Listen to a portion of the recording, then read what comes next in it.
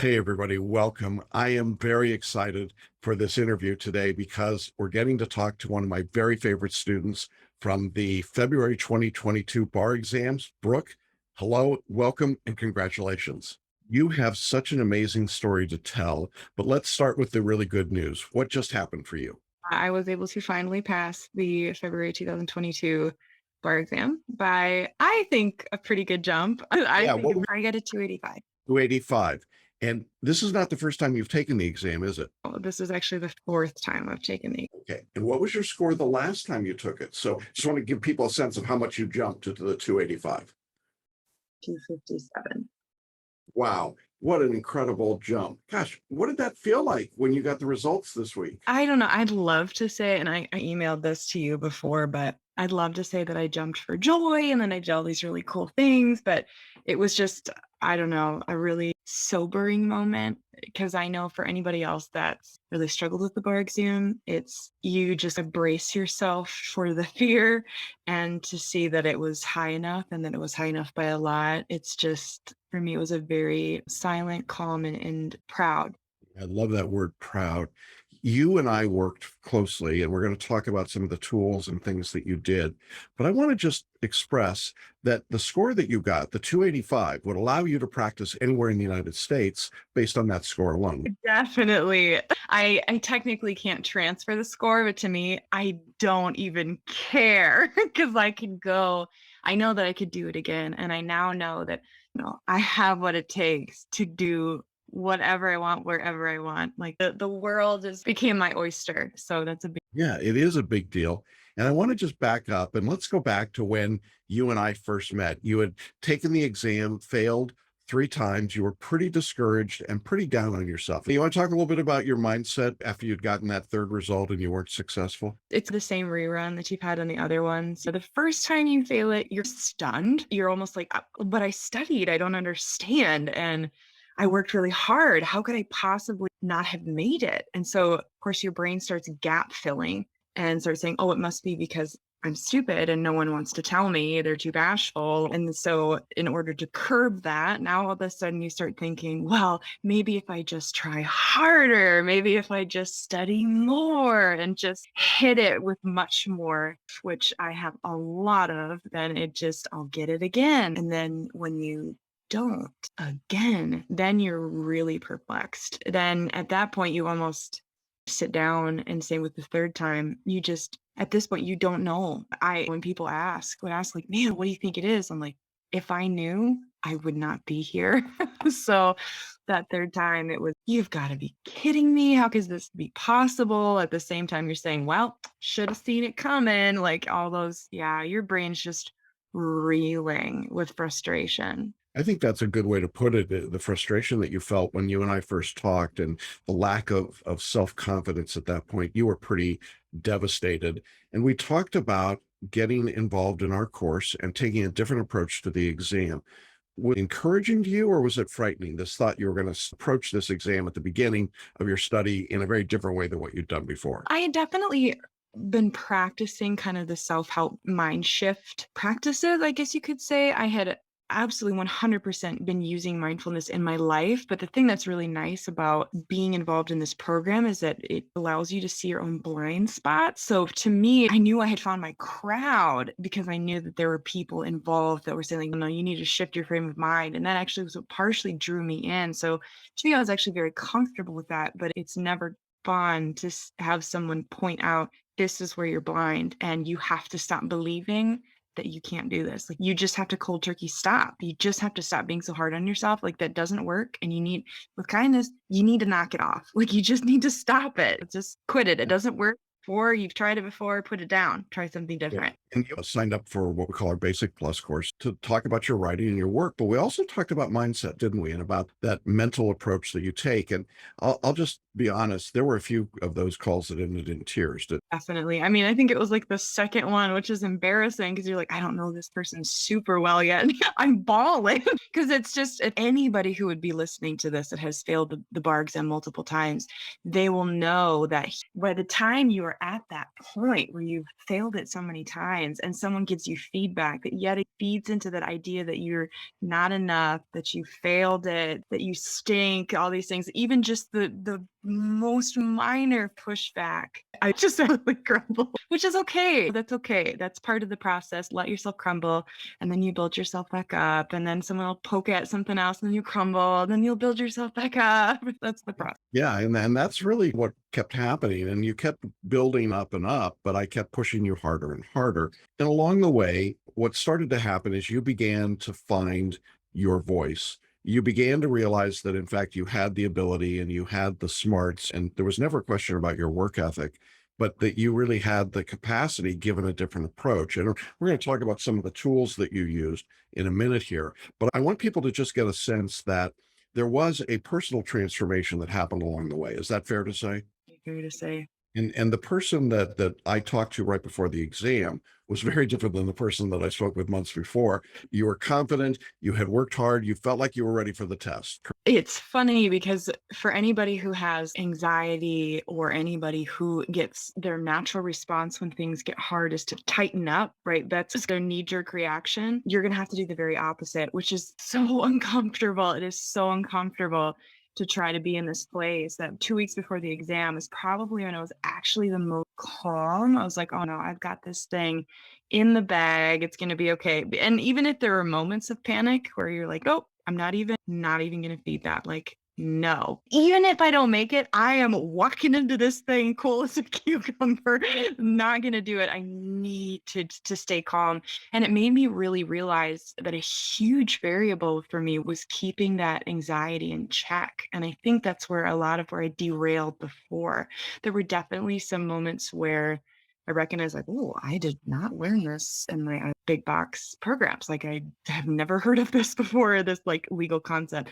But most of it was keeping that anxiety in check. It's a big deal. You got to keep your mind right. Yeah, you must have been pretty zen because I got a phone call a few days ago after the results came out from somebody who was not successful in that exam. And they said, I was sitting behind this woman and she was so calm and so cool. And she was so enthusiastic about your course. He said, I had to call and find out what it was because she was just totally zen throughout the entire exam. That was pretty cool, wasn't it? Well, I'm not kidding. Like, I remember when I left the exam, and for me, to me, that was such a God moment. Like, I cannot tell you, I felt the click in that conversation. I was like, this person is going to be changed by this conversation.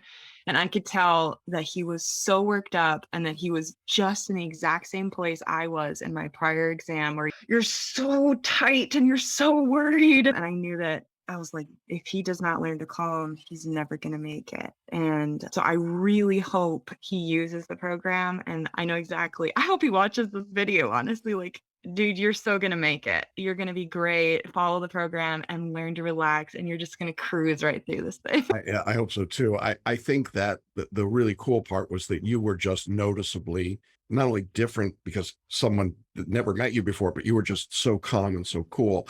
Let's talk about some of the tools you used in the course. Obviously, you engaged in the personal mentoring with me. And just to be clear, I don't bring every call to a conclusion in tears, but we were working hard through the material and showing you the writing style.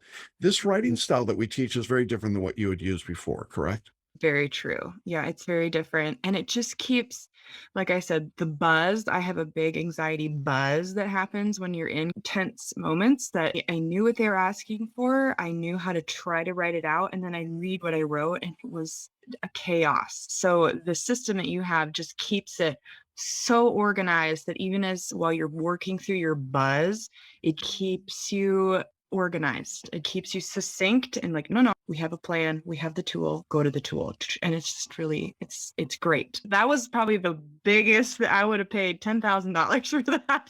It was really Yeah, and one of the great things was watching your writing improve as we worked, and we went from sort of the wild issue spotting, trying to put so many words on the paper, to being comfortable with just writing about what really mattered, and then being even more comfortable that you knew how to write about it. On the essays, on the performance test, same thing, just getting your writing focused made such a difference that in our last calls, we really weren't even talking much about your writing, were we? It was just, okay, you got it. Let's go to the test here. For something else, actually, can we spend half an hour doing this thing instead? So yeah, absolutely. For people who feel like they're a decent writer, to receive your bar scores back on the writing sections to be so poor, and you're like, how is this possible? I don't understand. And then to see, oh, it's not that writing, it's the formatting you need to stop being a beehive. It's too chaotic. They can't follow you. So here's your structure and then flow. Yeah, big deal. Another tool that you use that I obviously am excited about is that you are a photo reader. Can you describe what photo reading was for you and how you used it? So I like photo reading because I could use it outside of the bar as well. In fact, I probably use it more outside of the bar than I did when I was in it. But I really like it because it helps you break down and strip a book really fast. Or if you're doing outlining, it makes it so you don't get, for me, getting stuck in the weeds. I am a very want to hone in and just really look at those nitty gritties. So that helped me strip, find the big chunks, stay focused on the big picture, and we got to move here. So let's go. How long did it take you to photo read an outline when you were just flipping through the pages? 10 minutes, maybe. Very short. Yeah, it's very short. And people say, well, it's got to be like woo, it doesn't work. Does it work? Yeah, I would say it definitely works. It definitely makes a difference. And it also does that easing process, right? You're like, no, I photo read it and I photo read it 3 times. Like it's a soothing process. How many times would you say you had photo read a particular subject outline? You end up reading it a lot, right? So especially if you are diligent about your quizzes and you start looking for things and then you're like, you know what, I'm just going to photo read this really quick. So you end up going over that material quite a few times throughout. And I think that's one of the things people don't realize is that instead of doing one reading for 10 hours and maybe you never get back to that outline, you were photo reading these outlines many times. And when I say many, we're probably talking 25 to 50 times, right? In which you're just flipping through them. A lot. It's a lot of exposure. And then you don't get bored either. I mean, your attention span is only so long. Yeah. Now, another tool that you used were mind maps or visual note-taking tools. Can you talk a little bit about how you integrated mind maps with your study? So I took a bunch of different trials with this. I'm a very kinesthetic learner, so the mind maps are a big deal for me. And first started with drawing, and then I started to notice that my getting into the weeds habit was starting to show up. So I started making mind maps that were taking me 5 to 6 hours, and I was only halfway through. I'm like, Brooke, I believe you have missed the point. I think you need to get off this train, get off this track, and do something else. So I started doing something very different. The first step I did was I started printing out the entire outline, and I did them in little mini pages, and I taped them together in a giant circle around me, and I would color big sections so that it would be just like a big mind map. It took up my whole kitchen, but I knew that my brain needed to see that much detail, and then I could shrink it down to what was important. So I'd say this is your bar. You can make this as creative and as flexible and as all over the place as you want. In fact, that is the point. Ended up stopping that. I didn't do that with all the subjects because I finally wiggled my way into what worked. But it was a start. I began there, and then eventually you mold your way into what is more succinct. You don't need to take up your whole kitchen. But try stuff. I started with string, that didn't work. And so I was like, okay, throw that away. I started the 5 to 6 hour thing. I'm like, that's not working. Let's try a big one. And then something clicked. I was like, okay, let's try this for a while. And then I could see it phasing out and other things took over, which was more of the mind maps that you guys make and using the colors and just being able to put it on smaller sheets that fit it all. Yeah, I think that's important. People need to be able to customize and make this work. And you were really good at taking these tools and manipulating them and playing with them and having what I would think of as a growth mindset. That is, instead of saying, well, that doesn't work, I'm a failure, which is where we started with you mentally, you got to the point where you were saying, you know what, I'm going to try this. And if it's not working, I'm willing to drop it and try a different approach to it because I want to get to passing the bar. And so you went from a fear of failure to really being fearless at the end. And I thought that was one of the most impressive parts of the way that you handled the transformation is that you really went, from fear to fearless. I would say, yeah, I would say no matter what, I just started taking the reins. I was like, I may not make it, but I'm at least going to take the reins to give it what I can. So at least try to make this thing as fun as possible. And it was fun to have these conferences with Brooke because I could see all the stuff on her wall behind her. And I knew she was doing all these different things.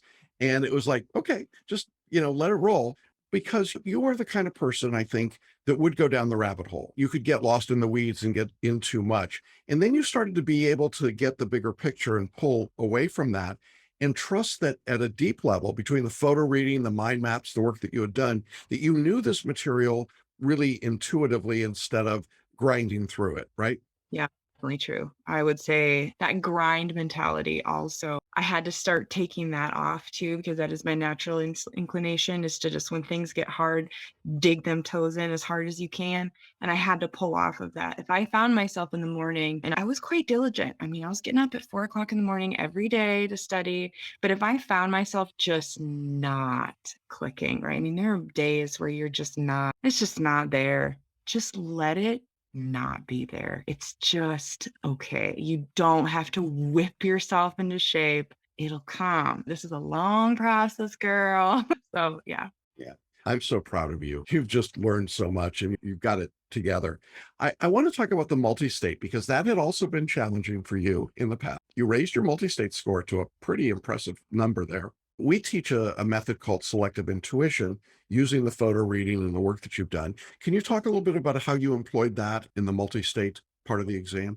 Once again, that kind of goes with the same thing of ooh, take it off the grindstone, relax. That one was actually substantially harder for me than the writing. Once you gave me your structure, I was like, shoo, off to the races. And I was like, this is great. Versus the multiple choice was, it just continued to really stink. So for me, the feedback, every time I get a question wrong, it was rigid mindset of, well, I'm failing. See, I'm not doing this. And it's like, stop.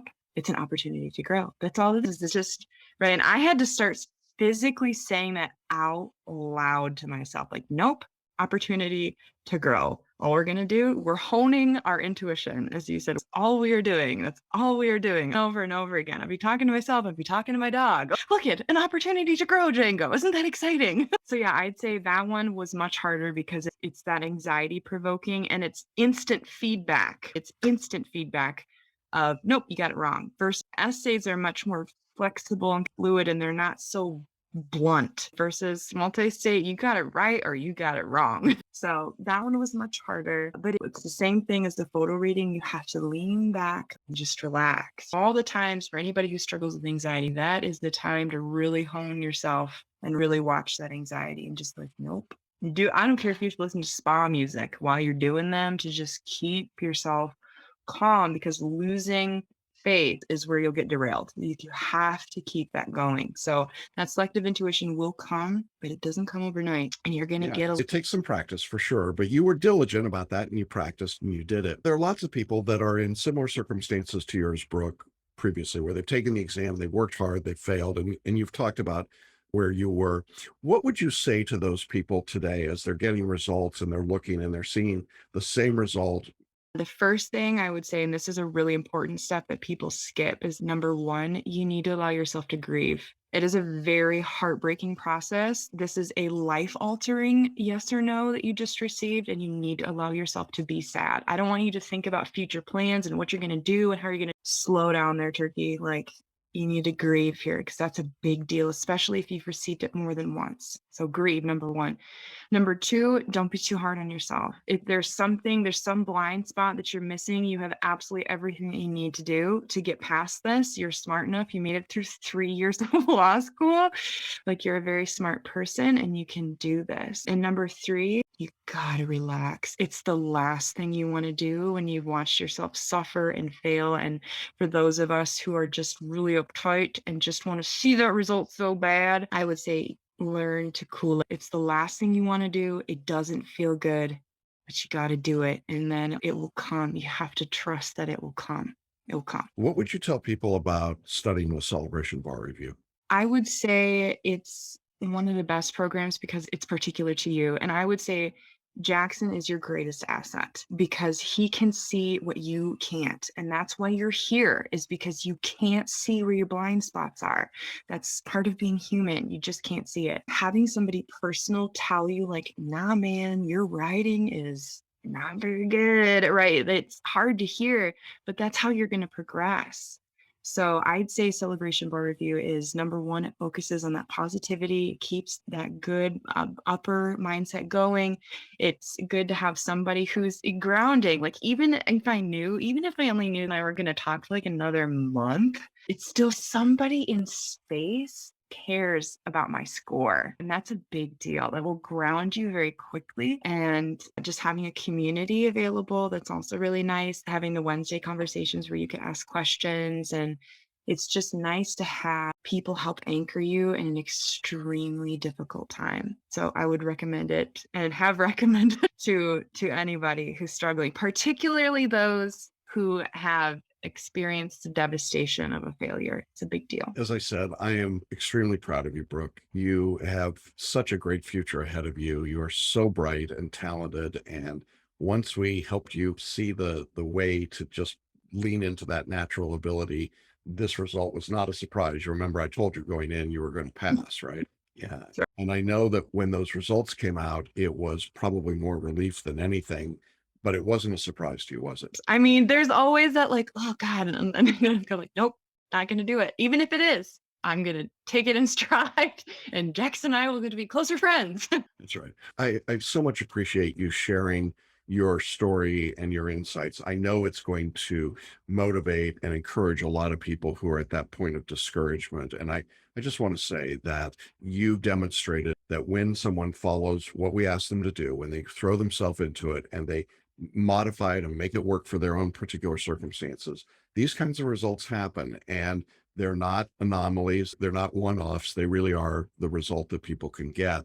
And I know that as you now go forward, having this score in your back pocket makes a difference psychologically. Yeah, like you say, relief is a great word because you can put down the I'm stupid pull. You can just put it down. Well, great. I do hope that you'll stay engaged in our community and share your insights and wisdom with others, because I know that when this interview comes out, you're going to be a very popular person. So I appreciate so much that you would share your insights with us. Anything else you want to say before we wrap up today? Thank you. I could not have done this without you. You gave me a gift that I've been working for 2.5 years. This has been probably one of the most personally, internally challenging things, particularly while going through COVID and trying to find your way. I was a dog with its tail tucked between its legs by the time I came to you. So I'm deeply grateful, and you do a lot of great work. Your whole community does a lot of great work, and I'm really glad you helped me get through this. So Thank you, Brooke. It's been great to talk with you, and I wish you all the best. And to our audience, we'll be back again soon with another discussion, but hope you enjoyed this conversation with Brooke as much as I did. Thanks so much.